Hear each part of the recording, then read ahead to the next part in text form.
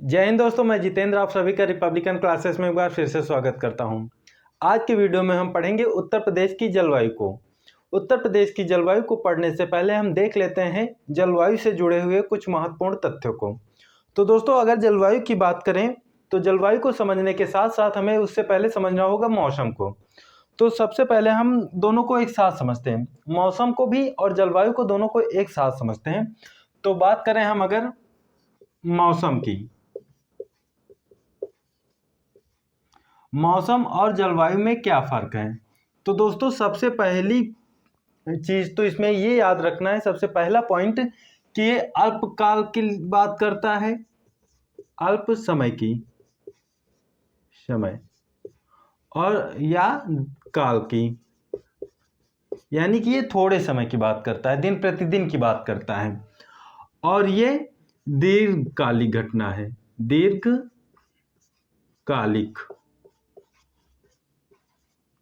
यानी कि लंबे समय, लंबी अवधि या लंबी अवधि।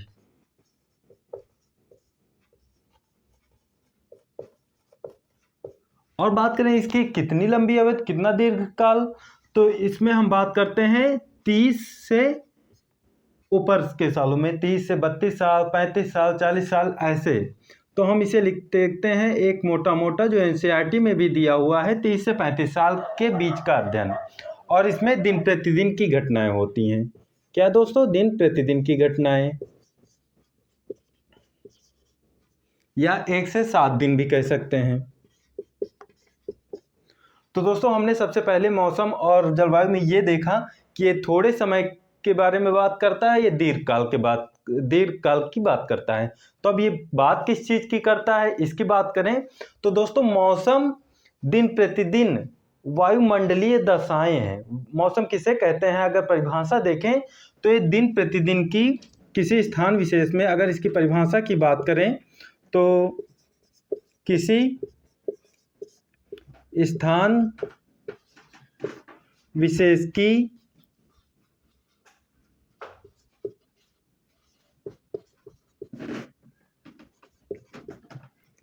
वायुमंडलीय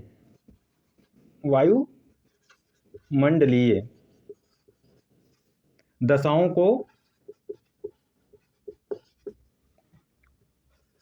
को ही मौसम कहते हैं।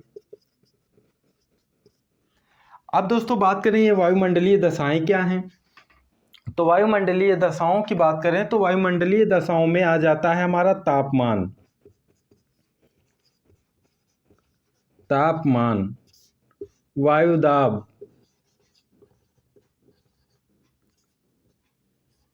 और दोस्तों आर्द्रता, वायु में नमी कितनी है, और दोस्तों वर्षा आदि, ये सभी वायुमंडलीय दशाएं हैं। तो दोस्तों, किसी स्थान विशेष पर दिन प्रतिदिन जो वायुमंडलीय दशाएं होती हैं उन्हें ही हम मौसम कहते हैं। तो मौसम की परिभाषा क्या हुई दोस्तों? दिन प्रतिदिन की वायुमंडलीय दशाओं को ही मौसम कहते हैं। जैसे कभी बादल होता है तो कभी बारिश होना स्टार्ट हो जाती है, कभी बहुत तेज़ धूप होती है, गर्मी अचानक से बढ़ जाती, उमस बढ़ जाती है। ये सब चीज़ें क्या हैं? ये मौसम के द्वारा घटित होने वाली दशाएं हैं। और दोस्तों, ये जो मौसम का औसत रूप होता है, इसी मौसम का औसत रूप की बात करें अगर 30 से 35 साल की, तो इससे ही कहते हैं हम, क्या कहते हैं दोस्तों? जलवायु। तो जलवायु को हम अगर प्रॉपर डिफिनीशन देखें तो इसकी प्रॉपर डिफिनीशन हम लिख सकते हैं, किसी स्थान विशेष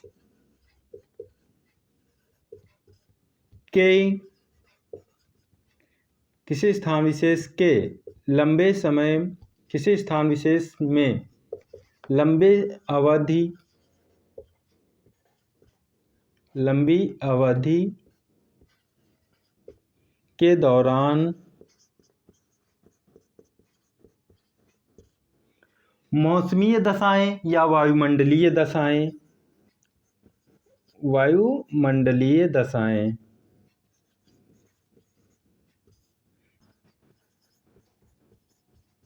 ही जलवायु कहलाती हैं। तो दोस्तों ये देखा हमने, मौसम क्या है? मौसम दिन प्रतिदिन घटित होने वाला या दिन प्रतिदिन वायुमंडलीय दशाओं को ही मौसम कहते हैं। और जब ये लंबी अवधि के बारे में बात करते हैं, यानी कि इसी मौसम का जो औसत रूप होता है एक लंबे समय के लिए होता है। लंबे समय की बात करें तो कितना, तो लगभग 30 से 32 साल या 35 साल। तो वो उसमें जब होता है ये मौसमी दशाएं, तो उसे जलवायु कहते हैं, क्लाइमेट कहते हैं। और दोस्तों आप जैसे कि जानते हैं, इसे याद कैसे रखेंगे? तो इसे आपने हमेशा हमेशा सुना है, नॉर्मल बोलचाल में सभी लोग कहते हैं कि मौसम की तरह तुम भी बदल तो न जाओगे। कोई ये नहीं कहता है कि जलवायु की तरह तुम भी तो बदल न जाओगे। तो दोस्तों इसी से हम याद रख सकते हैं कि कोई चीज़ जब कोई जल्दी जल्दी बदलता है तो उसे मौसम से कंपेयर करते हैं। और लेकिन जब क्लाइमेट की बात करते हैं तो ये 30 से 35 साल की बात होती है। तो ये आम बोलचाल की भाषा में क्लाइमेट हम लोग नहीं यूज़ करते हैं, लेकिन मौसम तो हमारे लिए जाना पहचाना है।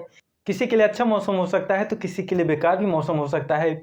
अगर बारिश हो रही है और गरम गरम पकौड़े और चाय मिल जाए तो क्या ही पूछने, तो इनके लिए अच्छा मौसम हो जाएगा। और जो बेचारे गरीब लोग हैं या कहीं पर जिनके पास रहने की व्यवस्था नहीं है, जिनके घर बारिश से भीगते हैं, जिनके घरों में पानी आ जाता है, उनके लिए तो बहुत दुखद होता है। तो ये दोस्तों डिपेंड करता है उनकी सिचुएशन पर कि किसकी क्या सिचुएशन है, उसी के अनुसार मौसम, बारिश भी अच्छी लगती है और मौसम भी अच्छा लगता है। तो दोस्तों इन बातों को छोड़ते हैं, आते हैं अपने टॉपिक पर। तो हमने सबसे पहले देखा था मौसम क्या है। मौसम अल्प समय में घटित होने वाली मौसमी दशाएं हैं। मतलब मौसम अल्प समय की बात करता है और जलवायु दीर्घ समय की। और दोस्तों मौसम दिन प्रतिदिन घटित होने वाले वायुमंडलीय भौतिक दशाएं हैं और जलवायु भी इन्हीं मौसम का औसत रूप है।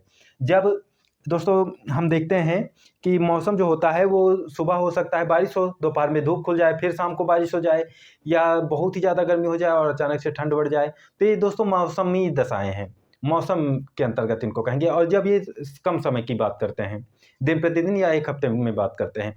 लेकिन दोस्तों यही चीज़ अगर हम 35 साल 30 साल में अध्ययन करते हैं तो उसे हम क्लाइमेट कहते हैं। दोस्तों हमेशा हम देखते हैं कि अक्टूबर से जनवरी फरवरी तक ठंडी पड़ती है हमारे यहाँ, और फिर अब मार्च अप्रैल मई जून में हमारे यहाँ गर्मी पड़ती है, फिर उसके बाद जून जुलाई अगस्त सितंबर में बारिश होती है। तो ये हर साल लगभग ऐसे होता है। तो इसी का अध्ययन हम लगभग 30 सालों तक करते हैं। तो इसे ही हम बोलते हैं, इसी के आधार पर कि यहाँ की क्लाइमेट कैसी होगी।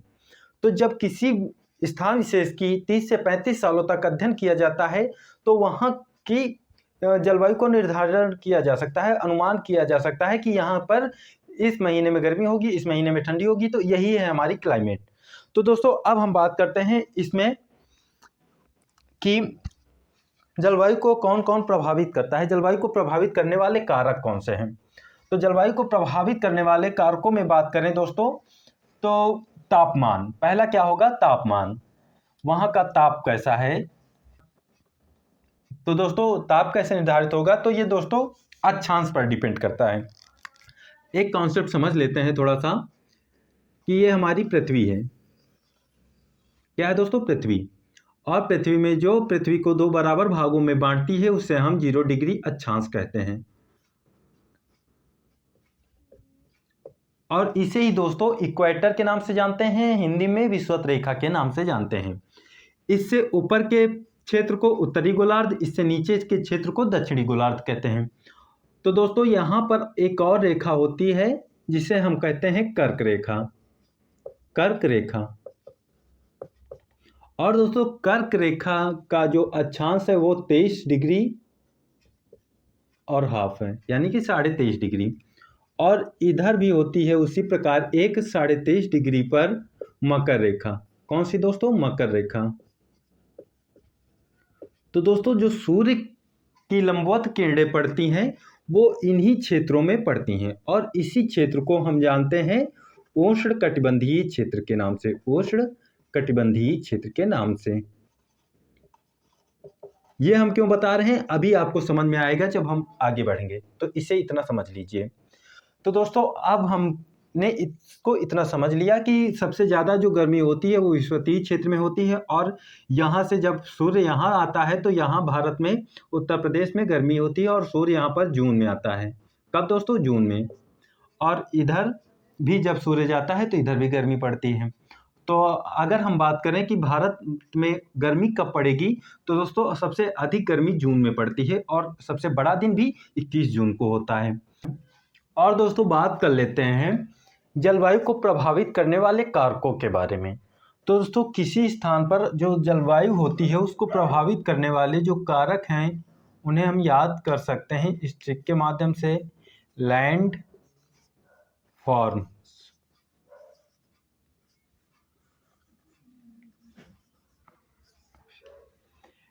एल से हो जाएगा लैटिट्यूड यानी कि अक्षांश, ए से हो जाएगा अल्टीट्यूड यानी ऊंचाई, और दोस्तों एन से हो जाएगा नियरेस्ट फ्रॉम सी,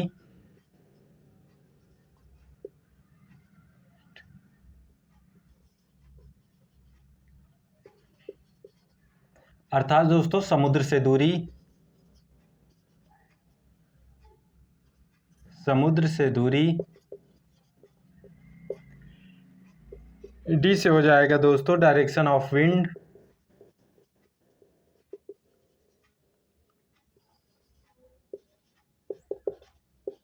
अर्थात दोस्तों पवनों की दिशा।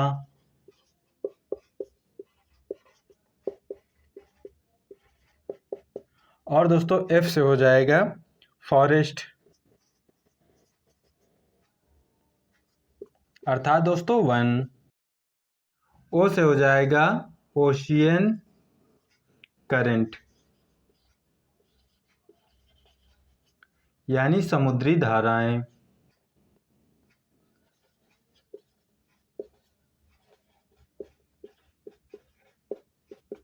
और दोस्तों आर से हो जाएगा रेनफॉल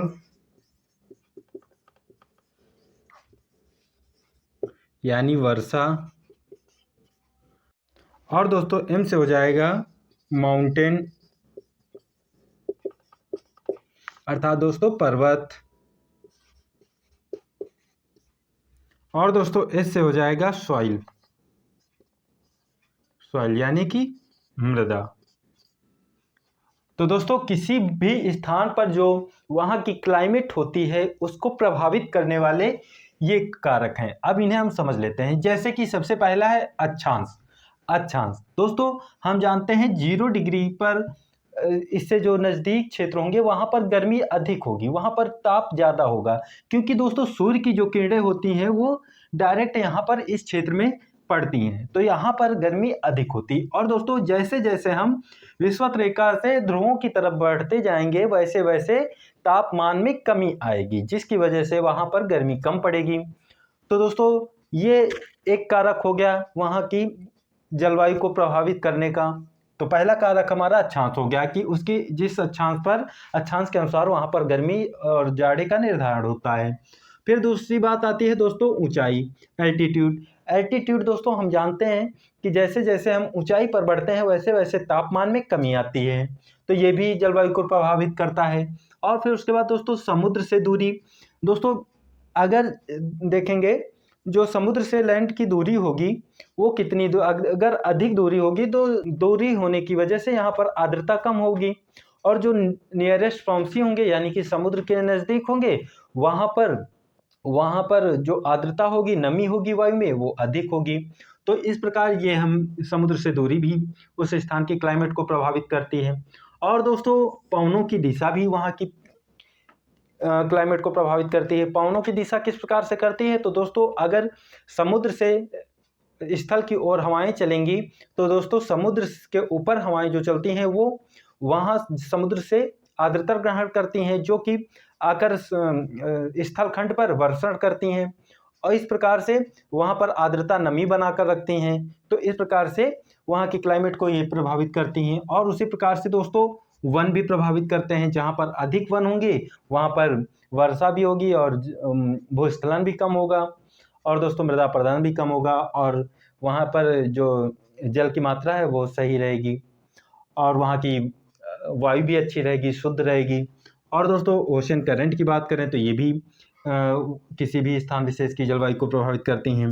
बारिश भी किसी स्थान विशेष की जलवायु को प्रभावित करता है कि अधिक वर्षा होगी तो वहाँ पर नमी अधिक होगी और कम वर्षा होगी तो वहाँ पर बिल्कुल भी वर्षा नहीं होगी तो वहाँ डेजर्ट बन सकता है। और दोस्तों माउंटेन जो होते हैं ये भी किसी स्थान विशेष की इस क्लाइमेट को प्रभावित करते हैं, जिसमें से हम देखते हैं हिमालय को। तो दोस्तों हिमालय ये इस प्रकार से है हमारे भारत में।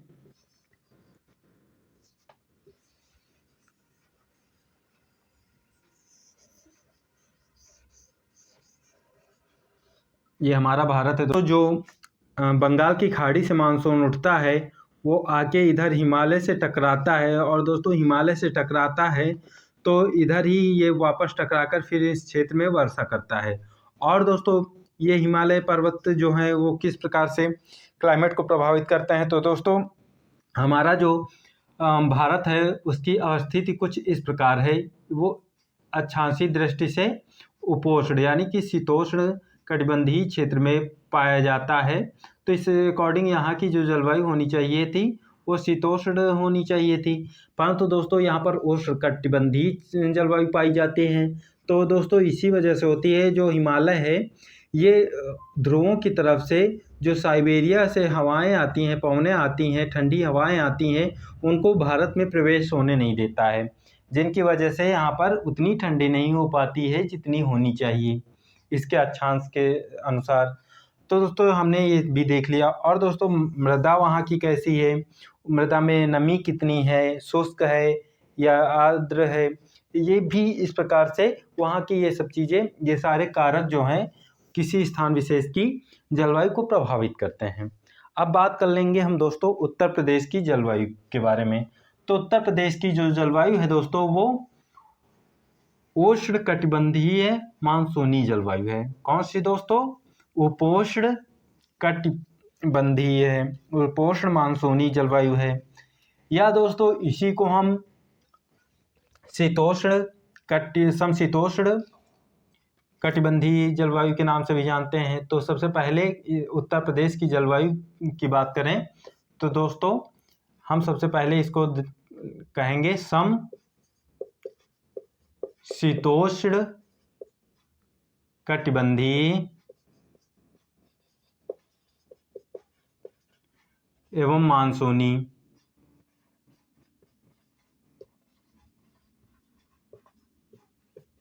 जलवायु उत्तर प्रदेश की है। या दोस्तों इसी को हम उपोष्ण के नाम से जानते हैं,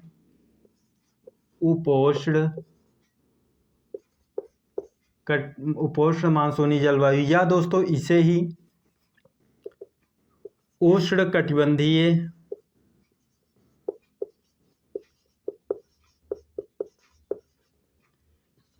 एवं मानसूनी जलवायु के नाम से भी जानते हैं। अब दोस्तों ये जो उष्णकटिबंधीय शब्द है इसका संबंध तो अक्षांश से है। किससे दोस्तों? अक्षांश से। जैसे कि हमने पहले ही ये बताया था कि ये हमारा जो कर्क रेखा और मकर रेखा के बीच का क्षेत्र है वो उष्णकटिबंधीय क्षेत्र के नाम से जाना जाता है। तो इसी से ये उष्णकटिबंधीय बोला जाता है। और दोस्तों हमारा भारत जो कर्क रेखा है भारत के मध्य से गुजरती है और 8 राज्यों से गुजरती है, आप सभी लोग जानते हैं। तो दोस्तों ये जब गुजरती है तो हमारा भारत आधा तो उष्णकटिबंधीय क्षेत्र में आता है और आधा शीतोष्ण में, परंतु इतनी भिन्नता होने के बावजूद भी भारत में एक प्रकार की जलवायु पाई जाती है जिसे हम उष्णकटिबंधीय मानसूनी जलवायु के नाम से जानते हैं। तो दोस्तों इसका कारण क्या है, ये ऐसी क्यों है, इसको प्रभावित किसके माध्यम से हुआ है, किसके माध्यम से प्रभावित हुई है? तो दोस्तों ये हिमालय की अवस्थिति के कारण ही ऐसी है। और भी कई सारे फैक्टर हैं जिनमें से मेन हिमालय की अवस्थिति है। और दोस्तों उसी में हमने देखा उष्णकटिबंधीय का संबंध अक्षांश से है। उसी प्रकार दोस्तों मानसून शब्द की जो उत्पत्ति हुई है वो अरबी भाषा के मौसम शब्द से हुई है। किससे दोस्तों? मौसम शब्द से। और इस मौसम शब्द का अर्थ होता है ऋतुओं के अनुसार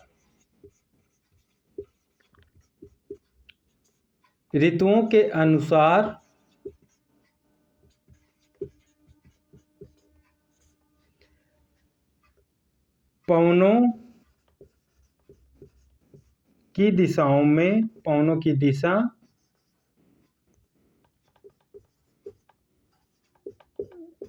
में परिवर्तन।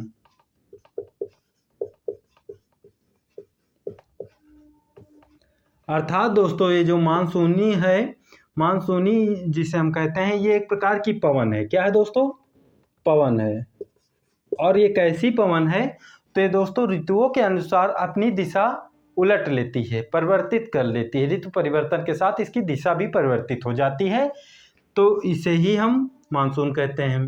तो अब जान लेते हैं दोस्तों, उत्तर प्रदेश की जो जलवायु है उसका वर्गीकरण वर्षा के आधार पर कितने भागों में किया गया है। तो दोस्तों वर्षा के आधार पर भारत की जो जलवायु है उसे प्रोफेसर स्टाम्प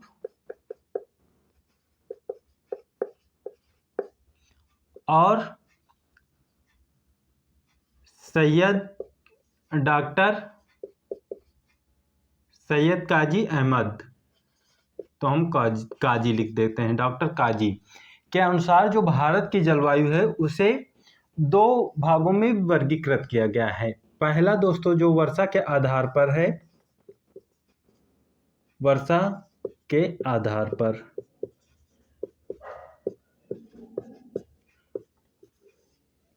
पहला है दोस्तों आर्द्र एवं उष्ण प्रदेश। दूसरा है साधारण आर्द्र एवं उष्ण प्रदेश। और दोस्तों ये जो आर्द्र एवं उष्ण प्रदेश है इसके दो उपभाग भी हैं। एक है दोस्तों तराई क्षेत्र,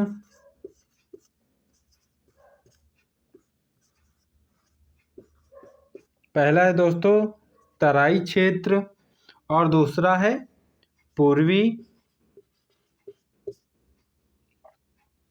उत्तर प्रदेश क्षेत्र, पूर्वी क्षेत्र।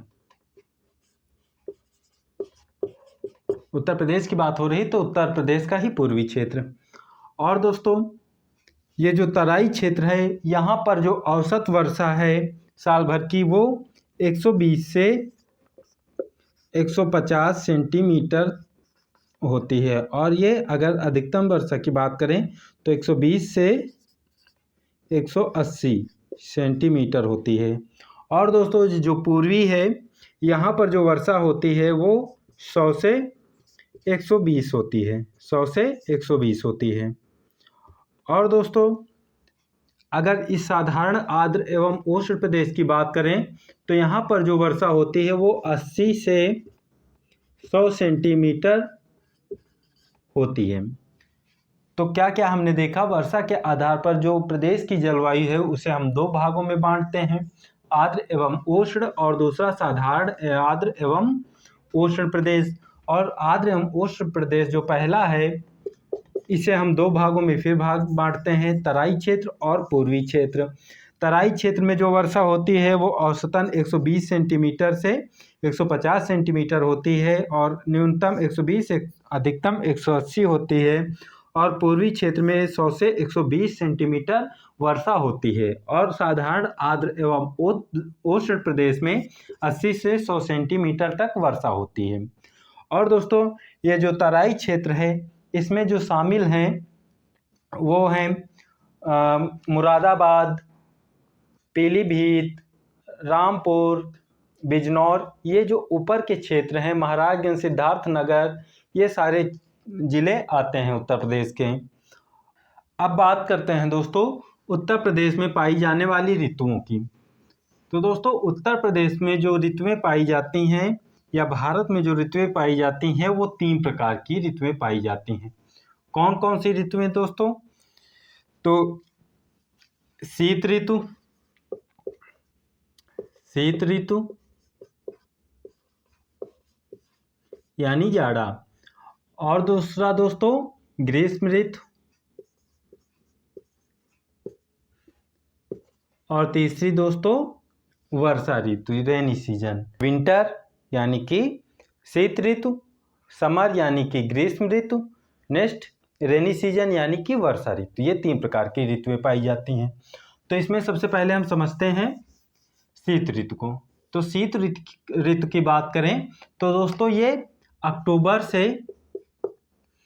से फरवरी तक इसका समय माना जाता है। और दोस्तों शीत ऋतु में याद रखने वाली जो बातें हैं वो पूछ लेता है सबसे ठंडा महीना कौन सा होता है। सबसे ठंडा महीना, तो सबसे ठंडे महीने की बात करें तो वो जनवरी है, सबसे ठंडा मंथ। तो दोस्तों कौन सा है वो? जनवरी है।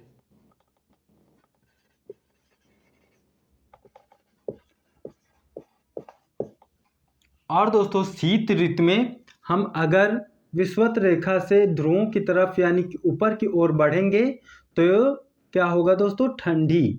ठंडी बढ़ेगी। और दोस्तों इधर से जब उत्तर से दक्षिण की ओर बढ़ेंगे तो गर्मी बढ़ेगी। तो दोस्तों ऐसा क्यों होता है? तो वो सूर्य की अवस्थिति के कारण होता है कि सूर्य जून में यहाँ रहता है, फिर उसके बाद धीरे धीरे वो विषुवत रेखा की तरफ खिसक के आ जाता है। तो विषुवत रेखा पर गर्मी ज़्यादा होती है और इधर की तरफ हम जब ये उत्तर होता है दोस्तों, आप जानते हैं ये उत्तर होता है, ये दक्षिण होता है। तो उत्तर से दक्षिण की ओर जब बढ़ेंगे तो गर्मी बढ़ेगी और दक्षिण से उत्तर की ओर बढ़ेंगे तो ठंडी बढ़ेगी। तो ये भी याद रखना। अब बात करें दोस्तों यहाँ पर शीत ऋतु में वर्षा की। किसकी दोस्तों? शीत ऋतु में वर्षा की। तो शीत ऋतु में दोस्तों जो वर्षा होती है वो औसत 7 से 10 सेंटीमीटर तक हो जाती है। और दोस्तों ये पूछ लेता है किस मानसून के कारण होता है। तो दोस्तों शीत ऋतु में जो वर्षा होती है वो दोस्तों भूमध्य सागर से उठने वाले मानसून चक्रवातों के कारण होता है, पश्चिमी विक्षोभ के कारण होता है। तो दोस्तों चक्रवातों के कारण ये होती है वर्षा। और दोस्तों अब बात करते हैं दोस्तों तापमान की। तो दोस्तों उत्तर प्रदेश का जो मैदानी क्षेत्र है, मैदानी क्षेत्र में इसका औसत अधिकतम तापमान जो होता है मैदानी क्षेत्र में, कहाँ पे दोस्तों? मैदानी क्षेत्रों की बात करें तो मैदानी क्षेत्र में अधिकतम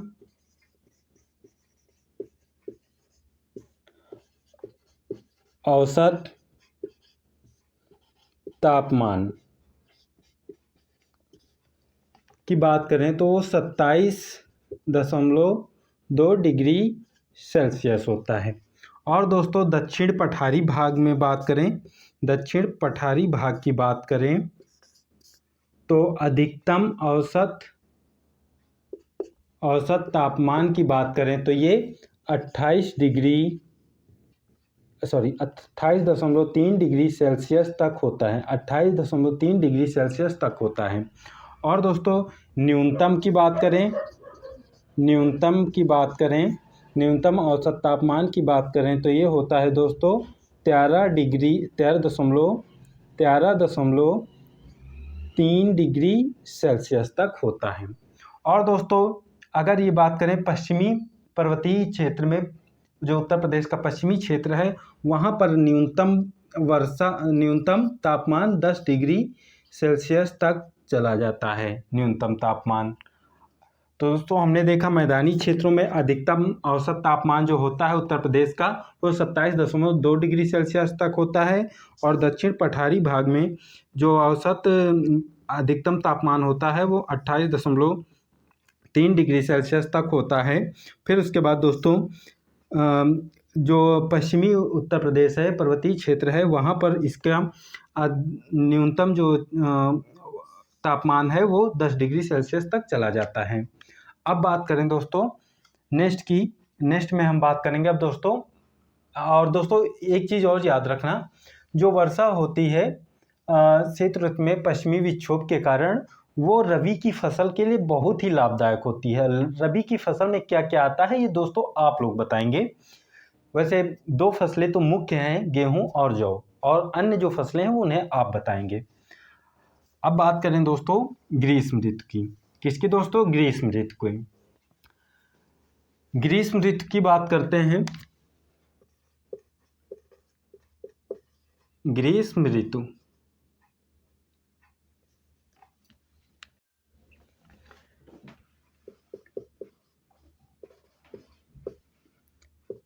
ग्रीष्म ऋतु की बात करें तो दोस्तों इसका समय होता है मार्च से जून तक।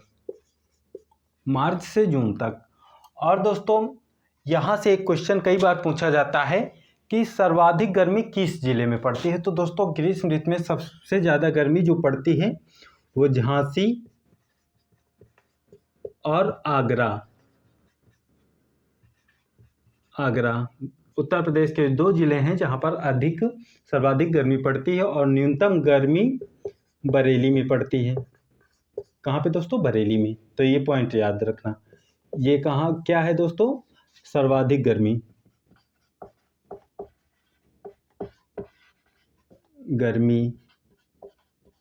इन 2 जिलों में पड़ती है। और दोस्तों सबसे कम गर्मी इस बरेली जिले में पड़ती है। और दोस्तों ग्रीष्म ऋतु में बात करें हम अधिकतम तापमान की, तो अधिकतम जो तापमान है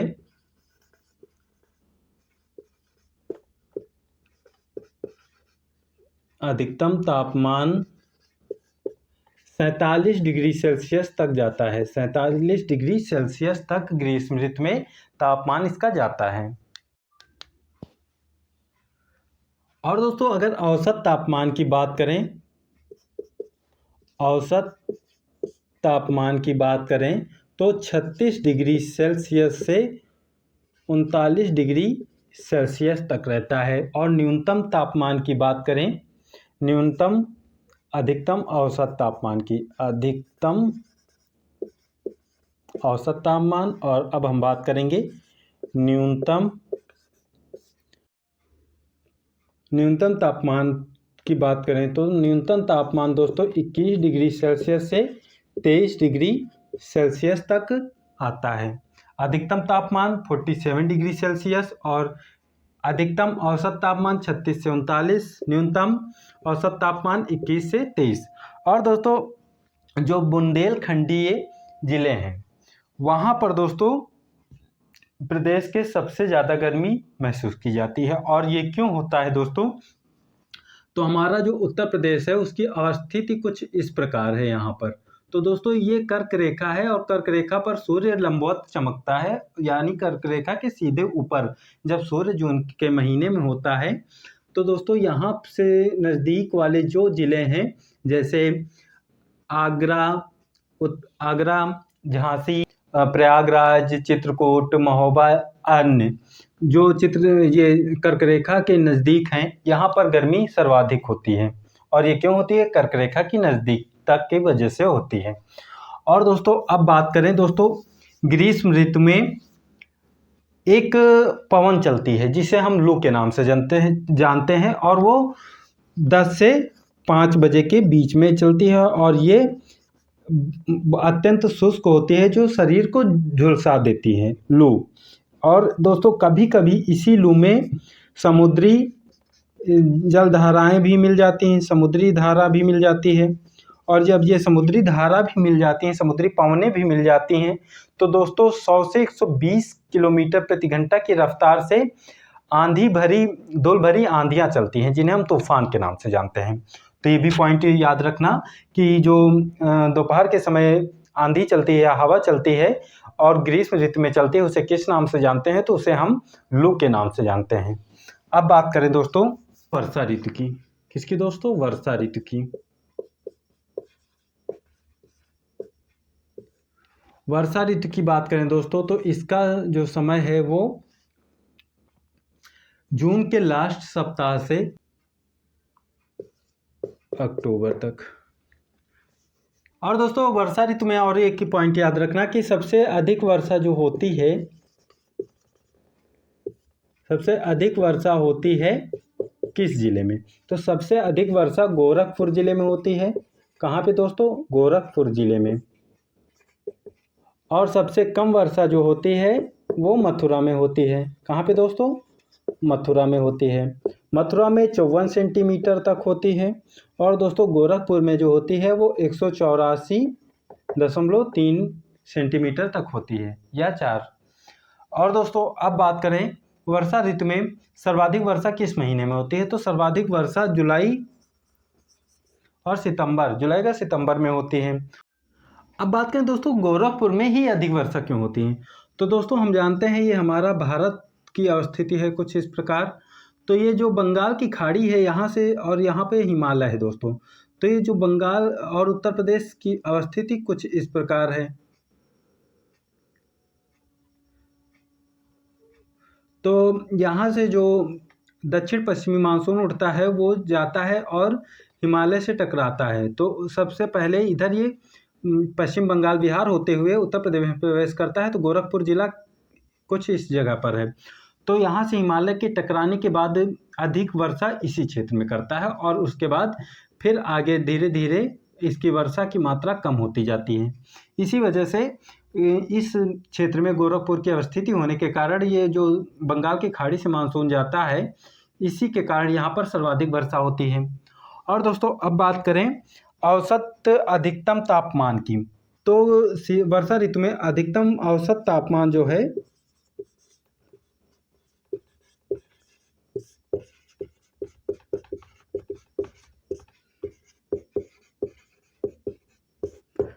अधिकतम औसत तापमान जो है दोस्तों वो 32 डिग्री सेल्सियस से 34 डिग्री सेल्सियस तक होता है। और न्यूनतम तापमान की बात करें तो दोस्तों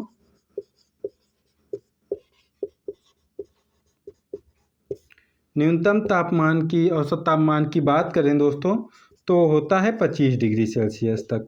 कितना दोस्तों? 25 डिग्री सेल्सियस तक। दोस्तों इसमें हमने क्या क्या देखा? हमने देखा सबसे पहले वर्षा ऋतु जून के अंतिम सप्ताह से अक्टूबर तक इसका समय काल होता है। और अधिक वर्षा गोरखपुर जिले में होती है जो 184 सेंटीमीटर के समथिंग होती है, 184 सेंटीमीटर होती है।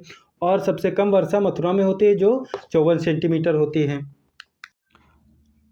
और दोस्तों हमने देखा अधिकतम औसत तापमान 32 डिग्री सेल्सियस से 34 डिग्री सेल्सियस तक होता है, न्यूनतम औसत तापमान 25 डिग्री सेल्सियस तक होता है। और दोस्तों हमने देखा था गोरखपुर में अधिक वर्षा क्यों होती है? तो बंगाल की खाड़ी से जो ये मानसून उठता है दक्षिण पश्चिमी मानसून, वो पश्चिम बंगाल होते हुए बिहार होते हुए ये उत्तर प्रदेश के पूर्वी भाग में प्रवेश करता है। और पूर्वी भाग में यहाँ पर पड़ता है गोरखपुर, और ये हिमालय से टकराकर यहाँ पर अधिक वर्षा करता है। और फिर धीरे धीरे इधर बढ़ते हुए इसकी वर्षा की मात्रा कम होती जाती है। और दोस्तों ये जो बंगाल की खाड़ी से ये मानसून उठता है इसे हम पूर्वा के नाम से भी जानते हैं। तो इन सब चीज़ों को देखा। तो दोस्तों इस वीडियो में हमने एक बहुत ही कम समय में अधिक से अधिक चीज़ें बताने की कोशिश की है। तो दोस्तों उत्तर प्रदेश की जलवायु के बारे में हमने देखा कि समशीतोष्ण मानसूनी जलवायु पाई जाती है, या उष्णकटिबंधीय मानसूनी जलवायु पाई जाती है। और दोस्तों उत्तर प्रदेश की जलवायु तो होनी चाहिए थी शीतोष्ण, परंतु यह है उष्णकटिबंधीय मानसूनी जलवायु। ऐसा इसलिए है क्योंकि हिमालय की अवस्थिति है जो साइबेरिया से आने वाली ठंडी हवाओं को रोकता है। और हमने देखा दोस्तों मानसून शब्द की उत्पत्ति अरबी भाषा के मौसम शब्द से हुई है, जिसका अर्थ होता है ऋतुओं के अनुसार पवनों की दिशा में परिवर्तन।